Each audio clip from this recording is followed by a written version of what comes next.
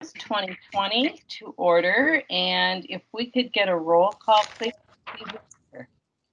Mayor Judd? Here. Bob Zimmerman? Here. Bruce Grubb? Here. Chuck Henriksen? Dwayne Breitling?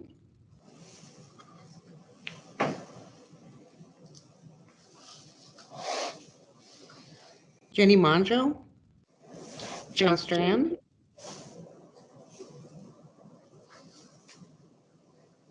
Kevin Campbell?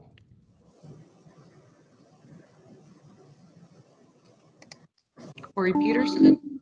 Kevin is just joining now. Thank you. Corey Peterson?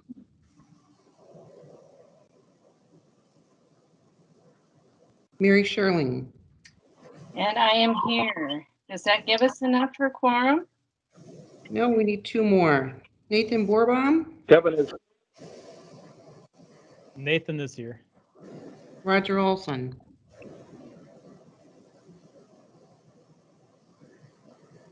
Kevin is here. Yes, thank you, Kevin. So that was one more we got, right? Yeah, we need one more individual. Okay. Wait a few more minutes, maybe. It is a lovely day.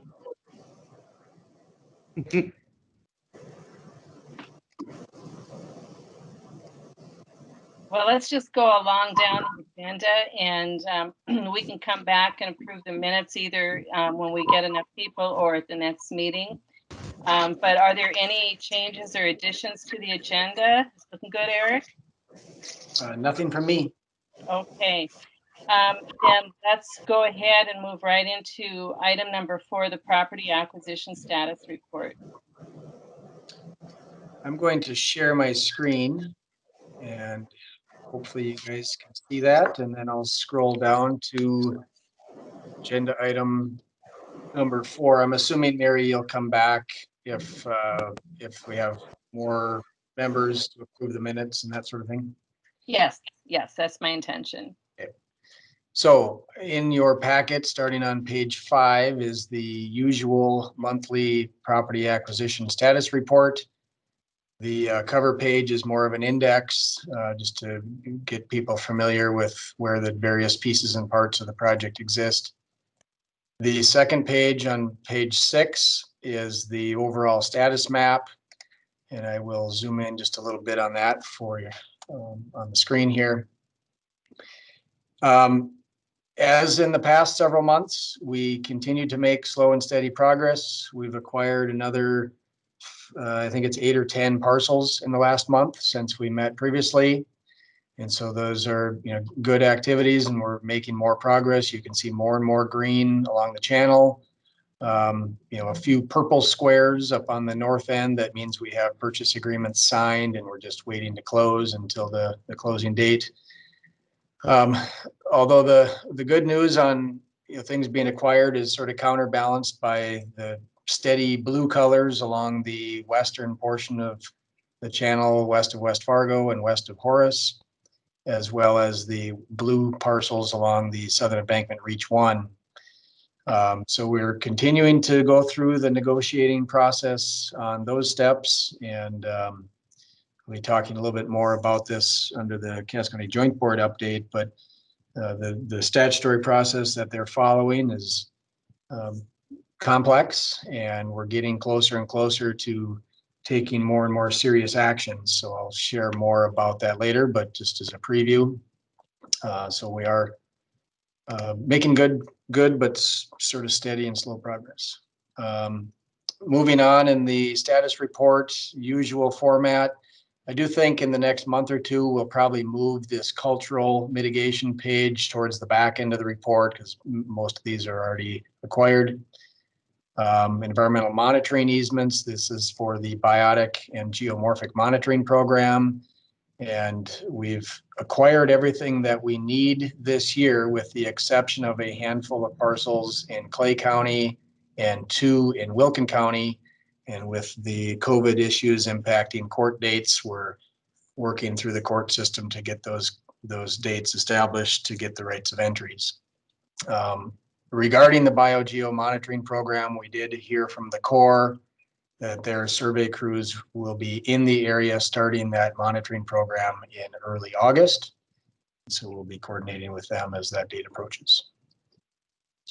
Moving on the status, you can see on the channel, all the appraisals are done. The yellow colored parcels are properties where we are working on MOUs. And so those could be with utilities or townships or other parcels where we need to get an MOU approved. Otherwise, you can generally see the status that matches the map on page 6. And then moving forward, the control structures on the southern embankment, we've made good progress on the red structure. I got a handful of negotiations ongoing there. On the southern embankment, we're actively working on southern embankment reach 1. And as you can tell, we've acquired a few parcels there, but negotiations are sort of, stumbling along on southern embankment reach 1. The other area that I would point out that we're actively working on negotiations is the I-29 area. And in a similar fashion, we have a number of property owners who are engaging in negotiations, but we have not yet reached terms on prices. Status update for the upstream area, both on the North Dakota side, and then page 13 shows the Minnesota side. So that's a usual monthly report. Happy to answer any questions on that if you have any. Thank you, Eric. Anyone have any questions? And we are on time with all of these? There are a few acquisitions for the Southern Embankment Reach 1 and I-29 that are delayed from when the Corps had originally requested them. We have been in communication with the Corps, making sure they're aware of those delays, and some of the delays are because the design has been changed and a variety of factors. But so we're trying to control that schedule to the extent that we're capable. Okay, thanks. Anyone else have any questions, concerns, clarifications? Okay. Then let's go on to item 5, the mitigation plan overview. Yeah, up on the screen here is page 15 of the packet, and this is a 4-page overview of the mitigation plan. Since this committee has met, the North Dakota Office of State Engineer has approved the mitigation plan for the project, and so that was a real big step for us. They did give their approval on June 1st. And so this informational sheet here, 4 pages, aims to summarize and provide a high-level overview of several of the mitigation components within the overall plan. Much of the content of this 4-page document is related to agricultural mitigation, and as the committee is aware, we've talked about flowage easements, we've talked about the NDSU Ag study, we've talked about the Farmstead Reestablishment Program. All of those programs are detailed in the overall mitigation plan, and this document here in front of you has a summary of those points. I wanted to share this with the committee just as a way to let everybody know that we did have the state engineer approve the mitigation plan, which again was a big step. I would point to page 18, however. At the bottom of page 18, you can see the implementing flowage easements, and there's a map shown in the lower right corner with a draft stamp on it, and then a description of the 4 different zones. As the group is also likely aware, we did have the hearing for the contested case on the Minnesota DNR permit over the last few weeks. And this map, the full version of this map, got quite a bit of attention through that contested case hearing process. We've had some subsequent discussions with the DNR staff, and over the next month or so, we are hoping to be engaging with their staff and really solidifying the mitigation areas that are going to be required on the Minnesota side. As it was discussed during the contested case hearing, the North Dakota state engineer approved the mitigation boundaries on the North Dakota side, but that has not yet been approved on the Minnesota side. And so the map is staff draft for two reasons. One, because of that, Minnesota coordination piece that we need to get through. And secondly, we're continuing to work with FEMA. The modeling group is continuing to work with FEMA on the Clomer approval. And so still holding some optimism that in the next month-ish or so, we'll be able to work with FEMA to get the Clomer approval and work with the DNR to make sure we have the right boundaries shown on this map. And then when that's done, we'll be engaging with, communicating with those property owners. So in the meantime, this is, draft 4-page mitigation overview. And again, lots of information in here. It may be a little bit intimidating for fresh eyes, but the feedback we've heard from property owners is they would like to know more information. And so we certainly look forward to getting input from you and any others that would like to weigh in on this document before we propose sending it out to the property owners. Thank you, Eric. I really like this. I think it summarizes our plan, quite well without being too bulky. It's a complicated, lengthy mitigation plan if you're to, want to sit and read the whole thing. But this is really helpful. I would just encourage our committee members to read through this. And, if you have questions, let's get them answered. And does anyone have any questions?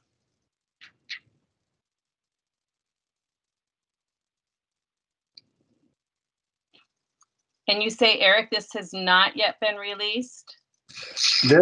This version is posted. Well, when we got the North Dakota State Engineer approval of the mitigation plan, there was a press release. I assume many of you received that. We did have this document go out with that press release, and so it is posted on the project website. We have not mailed it to any of the property owners yet, and so it's one of those things where we wanted to be responsive and provide the summary as quickly as we could, but recognize that there's probably still some opportunity for review and edits and comments, and especially this draft map on page 18. Okay. Questions for Eric? Comments?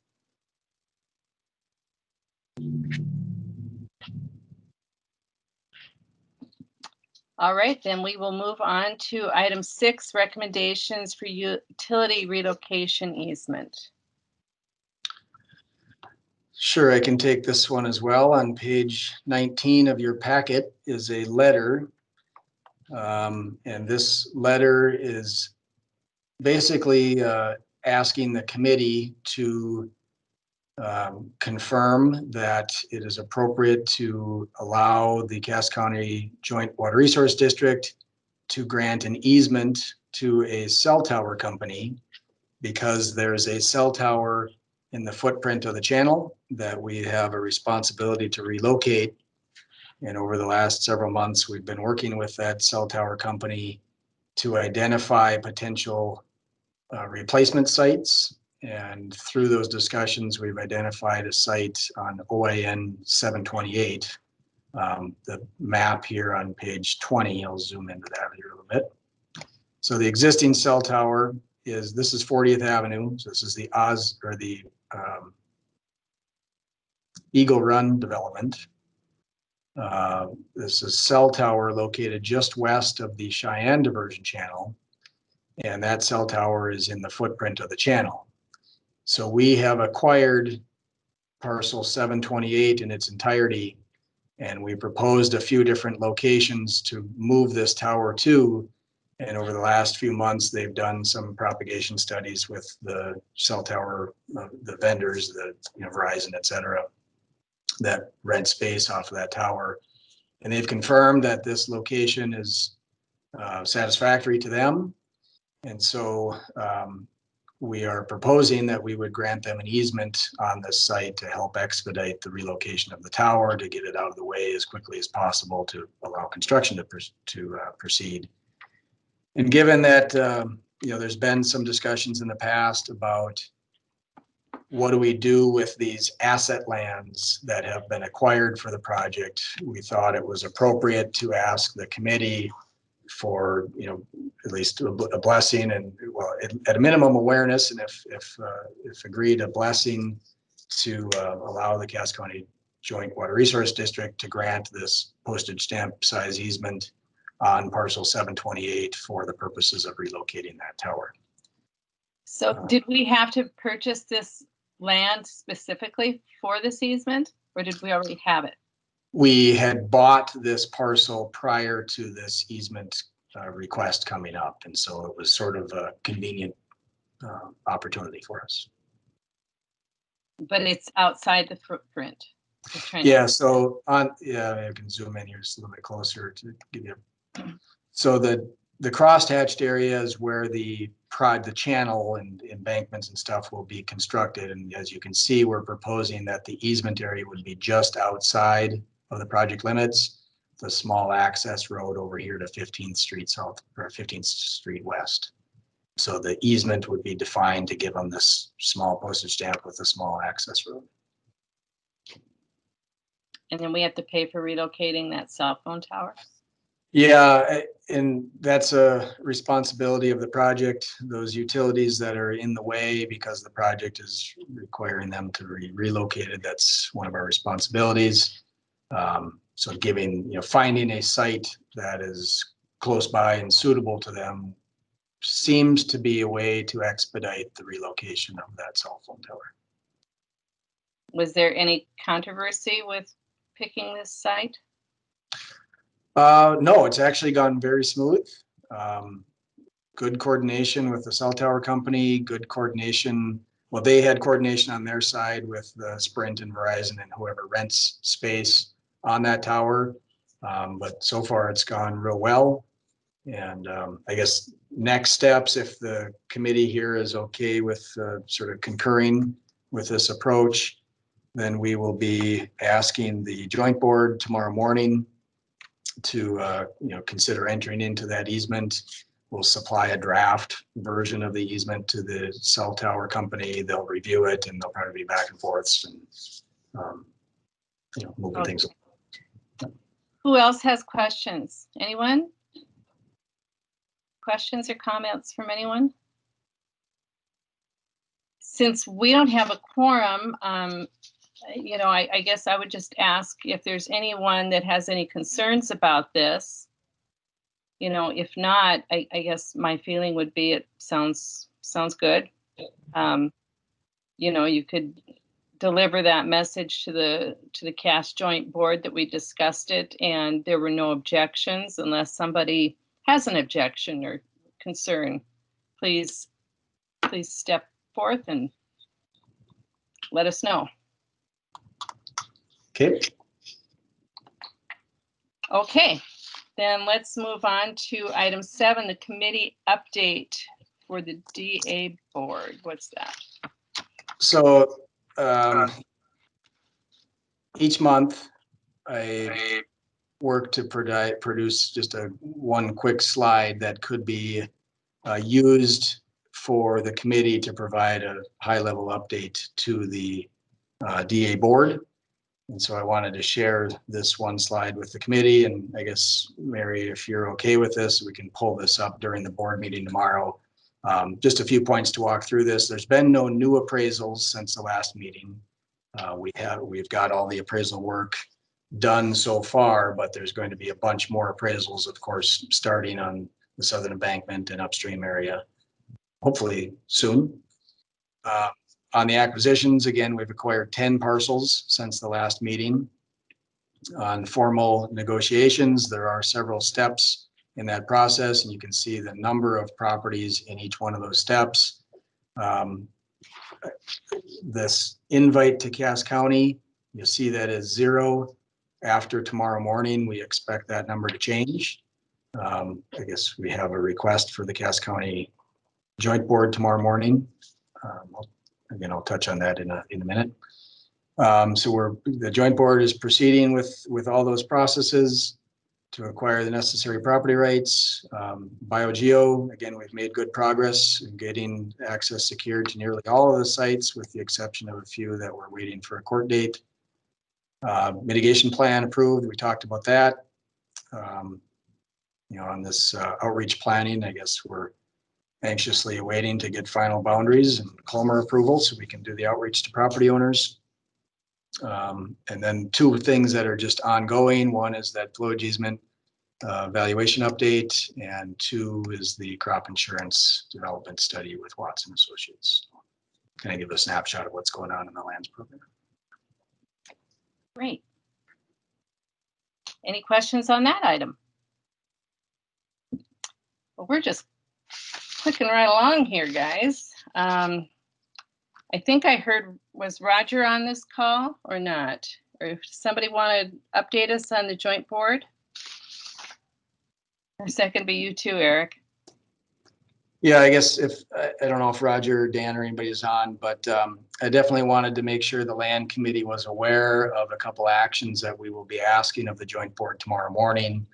As I've alluded to here in this meeting, tomorrow we have in front of the Cass County Joint Board an action item to approve requesting that Cass County invite the first batch of property owners to a meeting in early August.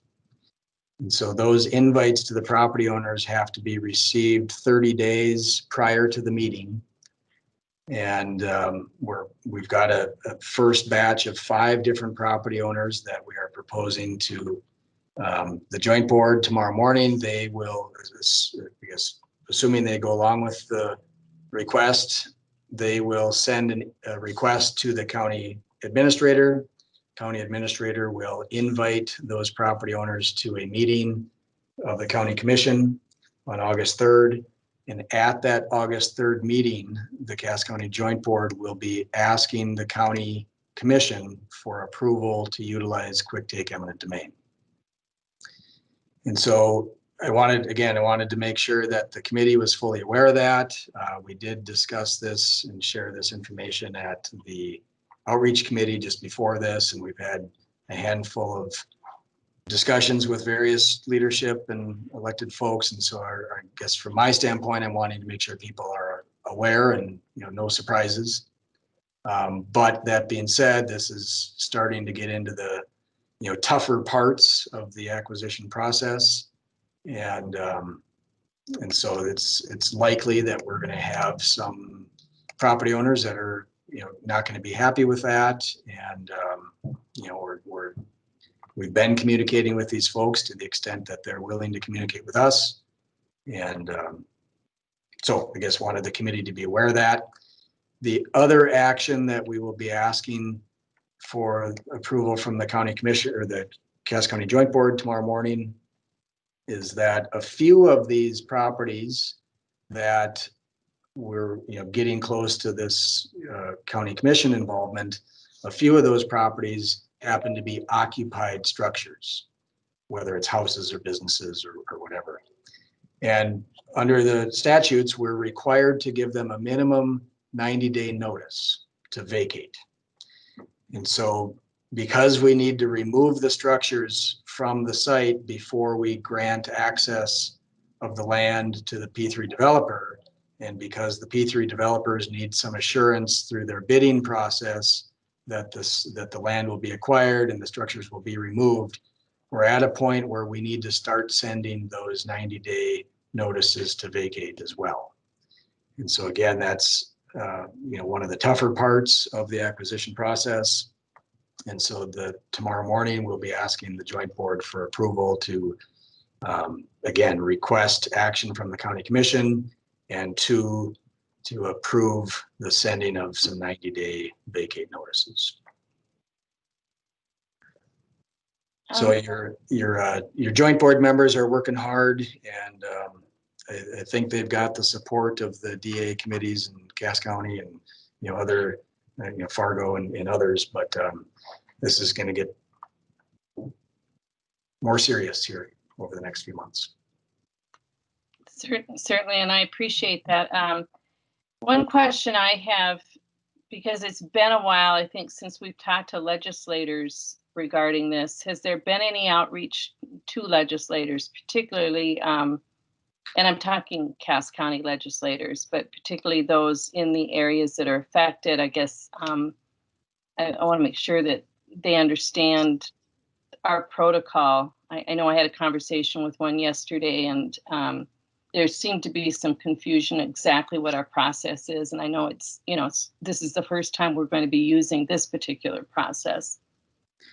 I guess, I don't know if Joel is on, but I know probably a month or so ago, Joel did send an email to, I believe, all legislators in North Dakota, very clearly letting them know that we're likely going to be asking approval to use quick take eminent domain this fall. And so that message was sent out. I don't know that there's been any more specific or personal touches with area legislators beyond that. There may have, and I'm not familiar with it. Yeah, I also, go ahead. Madam Chair, if I may. Yeah, Eric's correct. We did send out notice to the entire legislative body, clearly laying out our intentions for quick take in the last half of the year here. I did not receive much feedback from that correspondence. Obviously, it's through email, so it's a little bit less formal. I have been approached this week by some of the area legislators, and so I am setting up meetings, and we intend to sit down with each of them and explain the process and answer any questions that they may have. Okay, great. Maybe we can talk offside on specific questions I've been getting that you might want to address. But I think particularly for Cass County legislators, it's important that they probably know more of the details of how we do this and the entire process that we go through, that, it's pretty methodical. So just want to make sure everyone understands. Yep, absolutely. What we're doing. Okay, anybody else have comments or questions?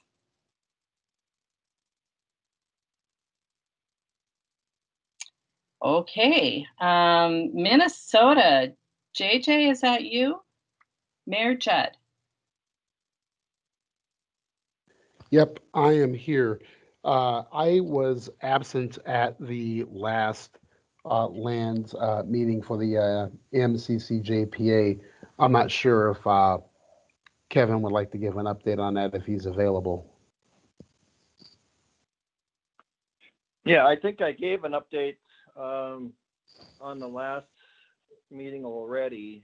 I know we're meeting again tomorrow. I don't know if Eric wants to go over what we have on the action agenda item for tomorrow or not. But.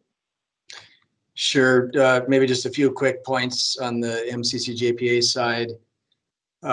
We have been approached by a handful of property owners who asked for early acquisition, and we've reached terms with a few of those. So I think generally that's a good situation when property owners are asking to sell. That's generally a better time to buy. So over the last month, we've worked out some deals with people and had quite a good back and forth on the eaches of some of the lease back agreements and things. So tomorrow we'll basically just provide a general update. There's just one small action item in front of the board, routine reimbursement for some moving costs. Other than that, things are relatively quiet at this point on the Minnesota side.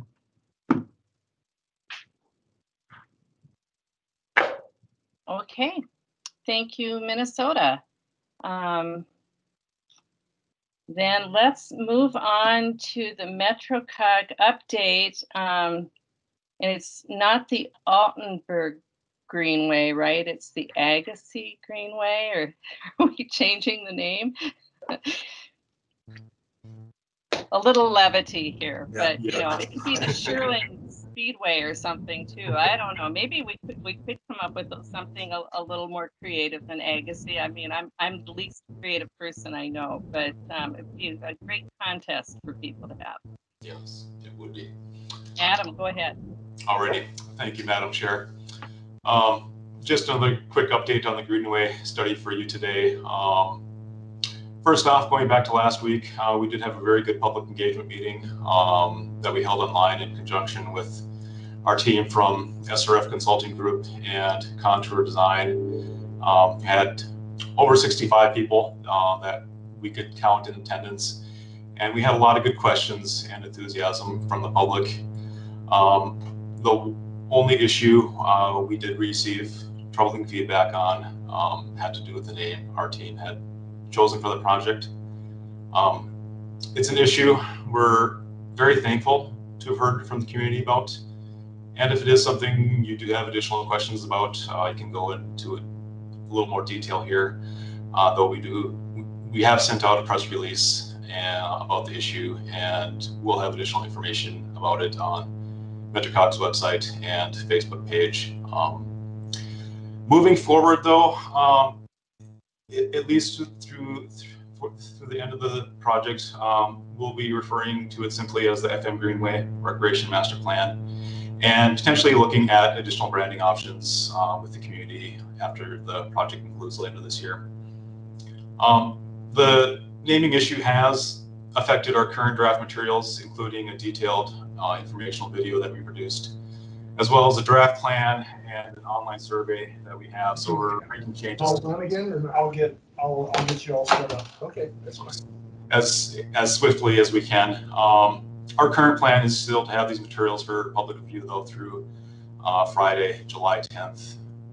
But with all that, we will be looking to do outreach with city and county leaders here in July and August as we wrap up the recreation plan, and depending on available time, may look to do a more in-depth look at the project with this committee in the next month or two. But with that, though, I'd be happy to take any questions at this time. Okay, well, Adam, I think the plans that I've seen out, come out of your group have just been really super exciting. I hope I live to see it all completed. I know it's going to take some time, but it's great to have that vision, and I think someday people are going to look back on this and be happy that we made room for this in our plan. So, questions from anyone on the recreational component? Commissioner Sherling? Yes, Commissioner Brightling. I have a question for Adam. Sure. The information that I provided you concerning inputs on the flows, has that been updated into your program? We did talk with our consultant team about that. I don't believe the information that we discussed a couple weeks ago made it into the draft that's currently online. We're making revisions though this week though, so I will touch base here tomorrow to see if some additional information has been incorporated based on your comments. And I think I gave you the engineer's name at More Engineering to confirm. Yes. Yep. And could you clarify what flows you're talking about? Well, the flows at both the Cheyenne and the Maple River diversion will not be completely sent over the top. Only a certain amount of the flow would be, and the rest will actually enter on an annual basis into the channel. Additionally, the plans now call for drain 14 to be directed into the channel south of 94, just west of the Raymond interchange. And that item obviously was not up to date really from the technical point of view. And so the flows that will be in that channel are more than what was anticipated, at least publicly. Okay, thank you. And thanks for your input on that. Anyone else? And I point out that Commissioner Breitling has been observing this meeting. He didn't have a mic or a video prior to this, but if you could mark him present. And I believe we now have we have enough people to make a vote. We have quorum. Is that We correct? have a quorum. Okay, good. Then at this time, we'll just, did you have anything else, Adam? No, I don't, not this time. Okay, any other questions for MetroCog? Then I'll just pop back up to the May 27th, 2020 minutes. Could I get any corrections, additions, or a motion to approve? Motion to approve by Kevin. Thank you, Kevin. Is there a second? Second by Brightling. Thank you, Commissioner. Any further discussion? All those opposed, say aye. I'm sorry. Not sure. Did I hear someone that was in opposition? Okay, then the motion carries.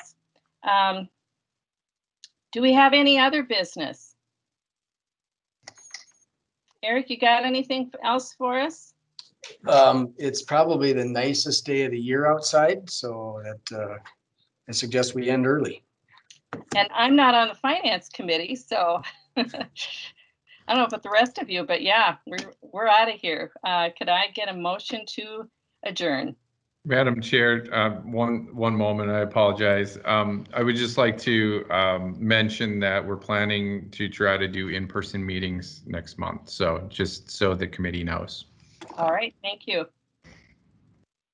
Subject to change, I assume. That's correct. Well, let's hope we're all healthy between now and then. Okay, is there a motion to adjourn? So moved. And a second. A second. Come on. Second. Thank you. We're adjourned. Second. Have a great day, everyone.